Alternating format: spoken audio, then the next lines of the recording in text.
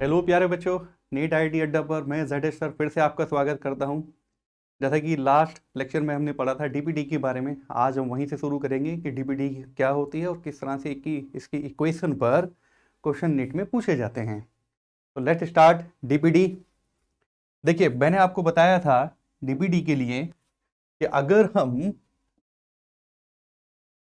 एक ऐसे सिस्टम की बात करें कि जिस सिस्टम में प्योर वाटर मॉलिक्यूल प्रेजेंट हैं, अगर प्योर वाटर मॉलिक्यूल प्रेजेंट होते हैं, प्योर H2O मॉलिक्यूल अगर यहां प्रेजेंट हैं, तो यहां पर इनके पास मैक्सिमम फ्री एनर्जी है।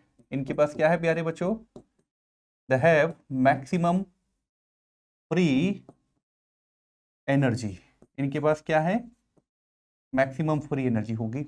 और इस मैक्सिमम फ्री एनर्जी के बेसिस पर ये मॉलिक्यूल बहुत आसानी से कहीं पर भी जा सकते हैं, यानी ये मैक्सिमम डिफ्यूजन शो करेंगे। क्या शो करेंगे?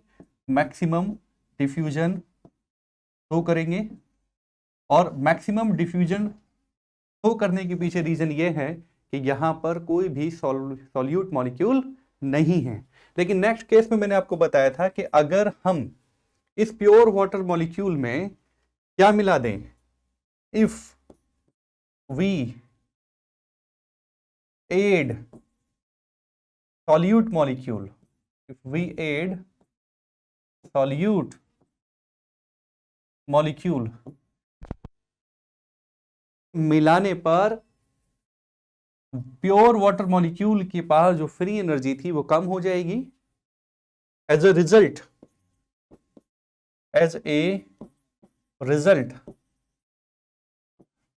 क्या होगा?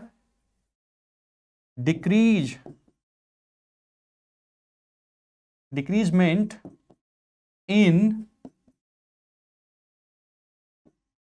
Diffusion pressure. डिक्रीजमेंट इन डिफ्यूजन प्रेशर। तो वाटर मॉलिक्यूल में जब हमने सॉल्यूट के मॉलिक्यूल को मिला दिया, मिलाने के बाद जो डिफ्यूजन प्रेशर में कमी आई है उसी को हम बोलेंगे डीपीडी, डिफ्यूजन प्रेशर डेफिसिट। क्या बोलेंगे बच्चों? Diffusion pressure deficit. Last lecture में मैंने आपको बताया था कि जो डीपीडी होती है, अगर हम उसकी इक्वेशन देखें तो इक्वेशन होती है OP minus TP. OP minus TP. Is it okay? ये इक्वेशन इंपॉर्टेंट है क्योंकि इस इक्वेशन पर बहुत सारे क्वेश्चंस नीट में पूछे जाते हैं। बच्चे यहाँ कंफ्यूज होते हैं। dpd is equal to OP minus TP. यहाँ शॉर्ट में हम different modification in this equation पढ़ेंगे। देखिए क्या मॉडिफिकेशन होंगे, इसको समझ लीजिए। अगर हम किसी एक प्लांट सेल को देखें, for example we are making a plant cell,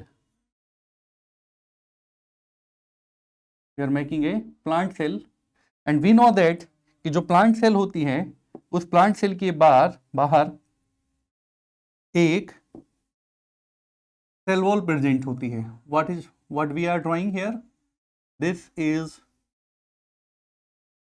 the cell wall. हम क्या बना रहे हैं यहाँ पर? ये प्लांट सेल है और प्लांट सेल में, ठीक है, क्लियर हुआ, ये सेल वॉल रहेगी।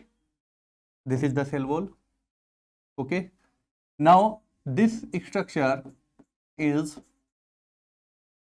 cell wall and this is cell membrane of plant cell। क्या है प्यारे बच्चों? ये प्लांट सेल की सेल मेम्ब्रेन है। और we know that inside a plant cell यहां एक लार्ज वैक्यूल प्रेजेंट होती है, large centrally located vacuole present होती है। और इसी के चारों हम अब यहां पर ड्रा कर लेंगे। यहां क्या प्रेजेंट है? This is the cytoplasm of the cell. Is it clear? This is the cytoplasm of cell. मैं आपको यहां ये बताना चाहता हूं कि किस तरीके से डीपीडी वेरी करेगी। नाउ अगर हम इस डीपीडी को देखते हैं, when we talk about the DPD. तो डीपीडी के लिए मैंने बोला DPD is equal to OP minus TP. Here we can say, ठीक है, this equation. Now TP will indicate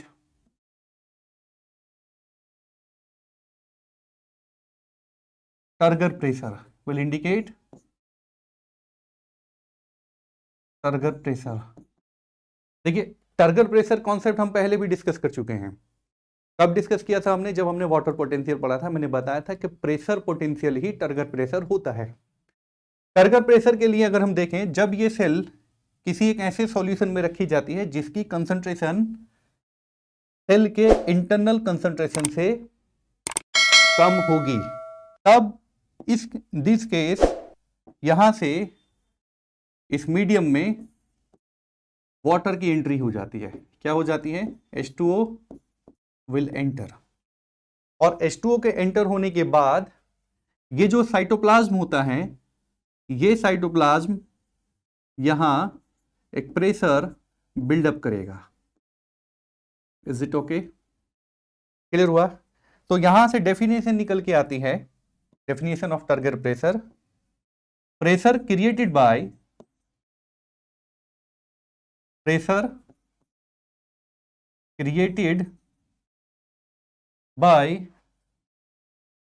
cytoplasm, pressure created by cytoplasm on cell wall due to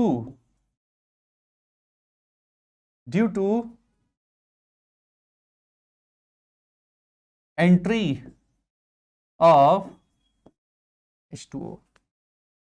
ऐसा pressure जो water की एंट्री के बाद साइटोप्लाज्म सेल वॉल पर डालता है, उसको हम क्या बोलेंगे? Turgor pressure. Is it okay? Now यहां से ये जो टर्गर प्रेशर है साइटोप्लाज्म में क्रिएट किया वॉल पर, इसी के अगेंस्ट एक प्रेशर और डेवलप होगा, the pressure known as wall pressure, known as wall pressure. यहां इस केस में इसकी डेफिनेशन होगी, देखिए जब साइटोप्लाज्म ने सेल वॉल पे प्रेशर डाला तो उसको हमने बोल दिया टर्गर प्रेशर, लेकिन एक प्रेशर ये सेल वॉल साइटोप्लाज्म पर क्रिएट करेगी। ठीक है, तो डेफिनेशन हो जाएगी pressure created by cell wall, ठीक है, pressure created by cell wall on cytoplasm, ठीक है। नॉर्मली जब हम यहां से देखेंगे तो नॉर्मली आपको ये पता होना चाहिए कि जो टर्गर प्रेशर होता है वो किसके बराबर रहेगा? Turgor pressure is equal to wall pressure. Turgor pressure is equal to wall pressure. Is this okay? समझ में आ गया? अभी हमारे पास दो प्रेशर प्रेजेंट हैं, the first one is the turgor pressure and the second one is wall pressure. Normally हमें पता है कि जो नॉर्मल केस में, नॉर्मल कंडीशंस में टर्गर प्रेशर किसके इक्विवेलेंट होगा? वॉल प्रेशर के इक्विवेलेंट होगा। यहां पर यह बात भी ध्यान रखिएगा, we are taking here example of plant cell. किसका एग्जाम्पल ले रहे हैं हम यहाँ पर? Plant cell. Is it clear? क्योंकि मैं इसलिए बता रहा हूं प्लांट सेल के लिए, क्योंकि अगर हम जब एनिमल सेल की बात करते हैं, किसकी बात करेंगे? एनिमल सेल के लिए। एनिमल सेल में आपको वॉल प्रेशर देखने के लिए नहीं मिलेगा। वॉल प्रेशर, ठीक है, विल नॉट प्रेजेंट। यही वजह होती है कि एनिमल सेल बस्ट हो जाती हैं। क्या हो जाती हैं? एनिमल सेल कैसी हो जाती हैं? बस्ट हो जाती हैं, क्योंकि एनिमल सेल में सेल वॉल एब्सेंट होती है। क्लियर हो गया? एनिमल सेल में सेल वॉल एब्सेंट होने की वजह से, ठीक है, एनिमल सेल ड्यूरिंग द, जब सेल को, ठीक है, कहाँ रखा जाएगा? किसी एक ऐसे सॉल्यूशन में रखा जाएगा जहां से वाटर की एंट्री आएगी, तो फिर प्लांट सेल तो उसको रेजिस्ट कर देगी due to the rigid cell wall, लेकिन एनिमल सेल उस टर्जिडिटी को बहुत ज़्यादा हद तक मेंटेन नहीं कर पाती है, देन एनिमल सेल बस्ट हो जाती है। ये हम बाद में भी सीखेंगे इस कॉन्सेप्ट के लिए। तो अभी हमारे पास दो प्रेशर क्लियर हो गए, turgor pressure and wall pressure. Now अब देखिए यहाँ से कंडीशन क्या होती है, जब हम डीपीडी की बात करेंगे तो ये इक्वेशन चेंज होगी। DPD is equal to OP minus TP, DPD is equal to OP minus TP. देखिए पहला case number 1, case number first, ठीक है। केस नंबर फर्स्ट होगा, अगर क्वेश्चन पूछा जाए किस तरह से क्वेश्चन आएगा, what is the DPD of fully turgid cell, fully turgid cell, किसी भी एक फुल्ली टर्जिड सेल में डीपीडी क्या होगी, ठीक है, क्लियर हो गया। What is the DPD of fully turgid cell, क्या आइडिया होगा आपके लिए तब ये इक्वेशन किस तरह से चेंज होगी, any clue. DPD of a fully turgid cell, fully turgid cell के लिए डीपीडी क्या रहेगी। तो ऑलवेज रिमेंबर, किसी भी फुल्ली टर्जिड सेल के लिए अगर हम देखें तो टर्जिड का मतलब है फुली हुई, वो मैक्सिमम फुली हुई है, यानी इतनी मैक्सिमम फुली हुई है कि उसमें अब और कोई वाटर मॉलिक्यूल की एंट्री नहीं हो सकती। क्लियर हो गया। अगर वाटर मॉलिक्यूल की एंट्री नहीं हो सकती तो हम ये बोल सकते हैं कि फुल्ली टर्जिड सेल के लिए टीपी यानी टर्गर प्रेशर हमेशा किसके इक्वल होगा, ऑस्मोटिक प्रेशर के। Turgor pressure will be equal to osmotic pressure. Now DPD क्या हो जाएगी, अगर हम इस इक्वेशन को देखें, देन ऑस्मोटिक प्रेशर और यहां से हमने क्या रख दिया, टीपी की वैल्यू क्या रख देगी, टीपी की फिर से हम क्या रख देंगे, ऑस्मोटिक प्रेशर, यहां से दोनों कट जाएंगे, then we will see DPD will be 0। Clear हो गया। तो पहला इंपॉर्टेंट क्वेश्चन यहां से तैयार होता है, किसी भी फुल्ली टर्जिड सेल के लिए डीपीडी क्या रहेगी, always remember DPD will be the 0। Next case number 2, case number 2, case number 2 के लिए जब हम देखें वहां से क्वेश्चन पूछा जाएगा, what is the DPD of flaccid cell, किसी भी फ्लैसिड सेल की, फ्लैसिड सेल, ठीक है, क्लियर हो गया। अब फ्लैसिड सेल के लिए समझ लीजिए ये एक श्रिंक से अबोव कंडीशंस है, ठीक है, जहां पर सेल कमजोर है। फ्लैसिड सेल के लिए, फ्लैसिड सेल में अगर हम यहां पर देखें तो फ्लैसिड सेल में टर्गर प्रेशर, क्योंकि सेल में तनाव नहीं है तो हम क्या लिखेंगे, टर्गर प्रेशर विल बी 0। क्या होगा यहां से, टर्गर प्रेशर विल बी 0। और अगर टर्गर प्रेशर 0 है तो इक्वेशन चेंज होगी, DPD is equal to osmotic pressure, और टर्गर प्रेशर क्या लिख दिया हमने, 0। Then the equation will be DPD is equal to OP. Is it okay, DPD will be, ठीक है, क्लियर हुआ। दो इक्वेशन आपके पास आ गई, ठीक है, the first this is the equation and the second this is the equation. Okay, ये दो क्वेश्चन आपके यहां से तैयार होते हैं, क्लियर, ध्यान रखिएगा इसमें। DPD will be is equal to osmotic pressure, DPD किसके बराबर होगी, ऑस्मोटिक प्रेशर के बराबर डीपीडी रहेगी। दो केस क्लियर हो गए, DPD. Now the case number third, case number third, case number third में बहुत इंपॉर्टेंट यहां से कॉन्सेप्ट निकल के आता है, डीपीडी इन प्लाज्मोलाइज्ड सेल, डीपीडी किसी भी प्लाज्मोलाइज्ड सेल में किस तरह से चेंज होगी। देखिए ये जो वर्ड है प्लाज्मोलाइज्ड सेल, ये वर्ड इंपॉर्टेंट है, इसको हम आगे भी एक्सप्लेन करेंगे। यहां ये समझ लीजिए कि एक्समोसिस के थ्रू यहां से वाटर कंटेंट बाहर जा चुका है, ऐसी सेल को हम प्लाज्मोलाइज्ड सेल बोलेंगे। क्लियर हुआ। अब जब इस सेल को हम समझ लेते हैं कि प्लाज्मोलाइज्ड सेल क्या होती है, जहां से वाटर बाहर निकल चुका है during the exosmosis process. Plasmolyzed cell के लिए ऑलवेज रिमेंबर टर्गर प्रेशर, क्या लिखेंगे यहां से, द टर्गर प्रेशर ठीक है।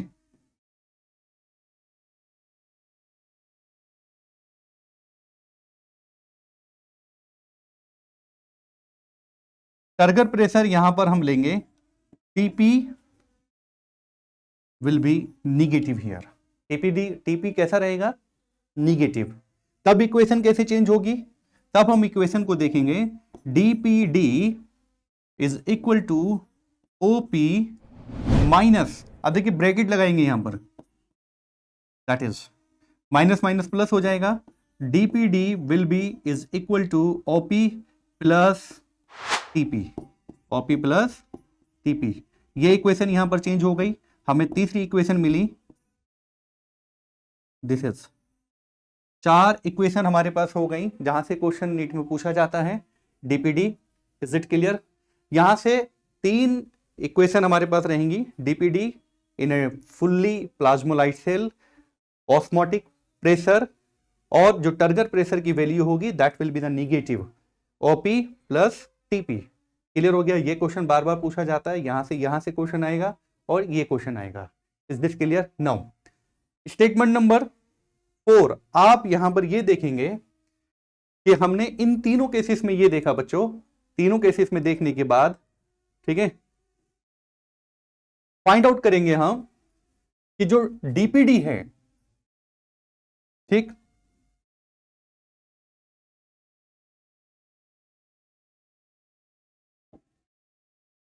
ठीक है,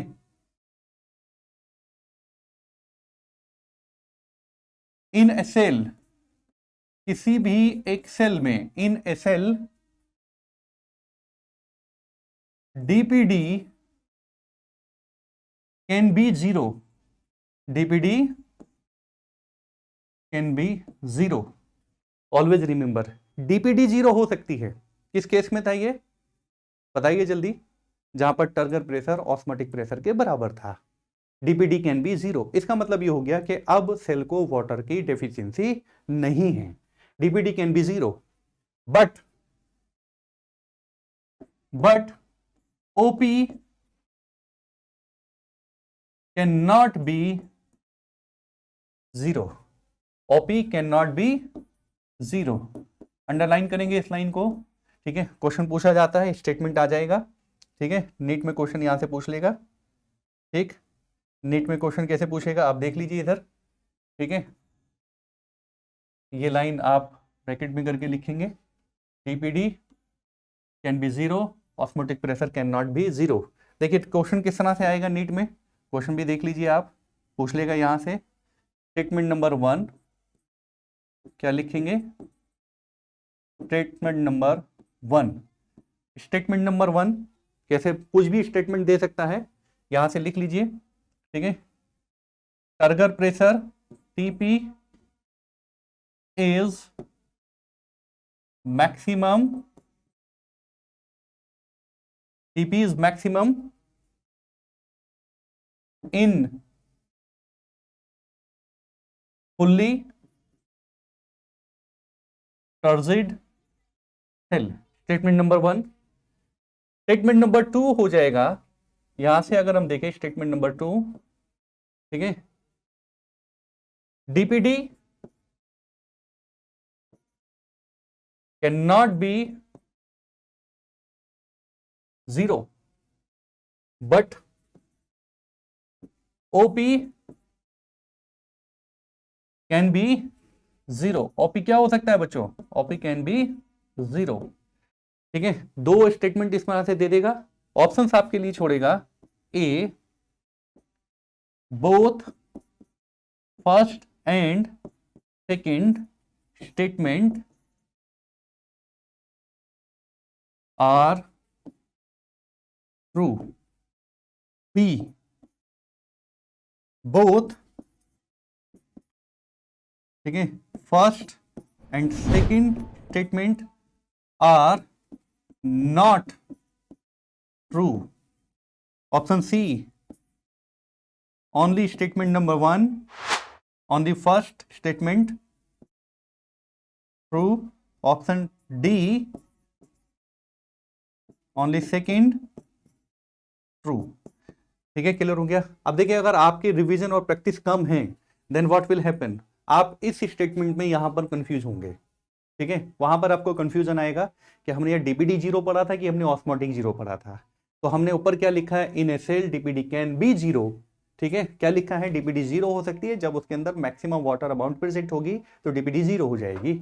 but OP can not be zero, OP can not be zero, OP zero नहीं हो सकता। लेकिन हमने स्टेटमेंट नंबर 2 में क्या लिखा, DPD can not be zero but OP can be zero. तो हमने जस्ट इसका रिवर्स कर दिया। तो इसलिए क्या लिखेंगे हम यहां से, द स्टेटमेंट नंबर,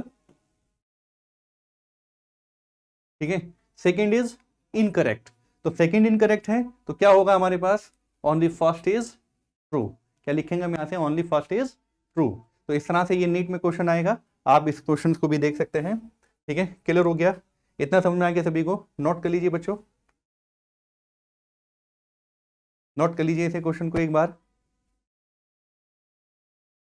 ठीक है, चलिए डीपीडी हमारे लिए यहां पर कंप्लीट होता है। In next turn we will discuss osmosis, osmotic pressure, turgor pressure and wall pressure के बारे में जो क्वेश्चन हैं, जो डिफिकल्टीज हैं, वो उनको डिस्कस करेंगे। Till then goodbye, watch our channel and subscribe and like NEET IIT Adda. Good day.